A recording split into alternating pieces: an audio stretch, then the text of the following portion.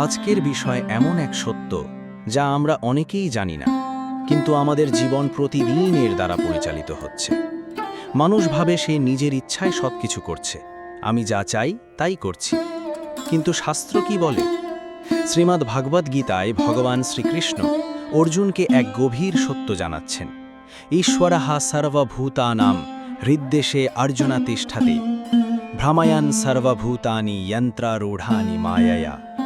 অর্থাৎ, হে অর্জুন, পরমেশ্বর সকল জীবের হৃদয়ে অবস্থান করেন এবং তার মায়ার দ্বারা যেন যন্ত্রে বসানো জীবদের ঘোরাচ্ছেন। এখানে ভেবে দেখো, আমরা কি সত্যিই স্বাধীন, নাকি আমরা একটি অদৃশ্য শক্তির দ্বারা পরিচালিত? আরও একটি শ্লোকে ভগবান বলছেন, প্রকৃতে হে ক্রিয়ামাণানি গুণৈ হে কর্মাণি সর্বশঃ অহংকার বিমূঢ়াত্মা কর্তাহম ইতি মন্যতে। অর্থাৎ, প্রকৃতির গুণ দ্বারা সমস্ত কর্ম সম্পন্ন হয়, কিন্তু অহংকারে মোহগ্রস্ত মানুষ ভাবে আমি কর্তা। এই দুইটি শ্লোক একসাথে আমাদের এমন এক সত্য জানায় যা সাধারণত কেউ বুঝতে চায় না। আমরা যা কিছু করি তা আমাদের স্বভাব, গুণ, পূর্বকর্ম এবং ঈশ্বরের ইচ্ছার সমন্বয়ে ঘটে, কিন্তু আমরা ভাবি সব কিছু আমার নিয়ন্ত্রণে। এই ভ্রান্ত ধারণাই আমাদের দুঃখের মূল কারণ।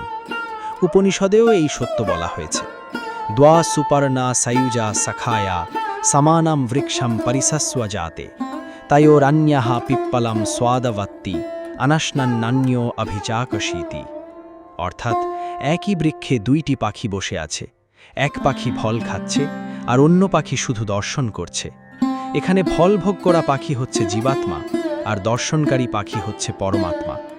জীবাত্মা কর্ম করছে, ভোগ করছে, কষ্ট পাচ্ছে, আনন্দ পাচ্ছে, কিন্তু পরমাত্মা সব কিছু দেখছেন, নিয়ন্ত্রণ করছেন, কিন্তু নিজে আসক্ত নন। এখন প্রশ্ন আসে, যদি সব কিছু ঈশ্বর নিয়ন্ত্রণ করেন, তাহলে আমাদের করণীয় কি? ভগবান নিজেই উত্তর দিয়েছেন, সর্বধর্মান পরিত্যাজ্য মামেকং শরণং ব্রজ অহম ত্বা সর্বপাপেভ্যো মোক্ষয়িষ্যামি মা শুচা। অর্থাৎ, সব ধর্ম ত্যাগ করে শুধু আমার শরণ নাও, আমি তোমাকে সমস্ত পাপ থেকে মুক্ত করব, তুমি ভয় করো না। এই শ্লোক শুধু মুক্তির পথ নয়, জীবনের আসল উদ্দেশ্যও বুঝিয়ে দেয়। আমরা নিয়ন্ত্রক নই, আমরা নিয়ন্ত্রিত। কিন্তু আমরা কিসের দ্বারা নিয়ন্ত্রিত হব, সেটাই আমাদের আসল নির্বাচন। মায়ার দ্বারা নাকি ভগবানের শরণে?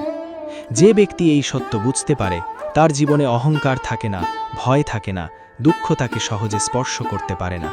কারণ সে জানে, আমি একা নই, আমার হৃদয়ের ভেতরেই পরমেশ্বর আছেন, তিনি আমাকে পথ দেখাচ্ছেন। এই উপলব্ধি জীবনের সবচেয়ে বড় জাগরণ। যদি তুমি সত্যিই জীবনের রহস্য জানতে চাও, তাহলে নিজের ভিতরে তাকাও, বুঝতে চেষ্টা করো কে তোমাকে চালাচ্ছে, আর সেই চেতনার কাছে নিজেকে সমর্পণ করো। সেখানেই শুরু হবে তোমার প্রকৃত যাত্রা। আরও এমন নতুন নতুন ভিডিও পেতে অবশ্যই সনাতনের পথে ইউটিউব চ্যানেলটি সাবস্ক্রাইব করে রাখো। ধন্যবাদ।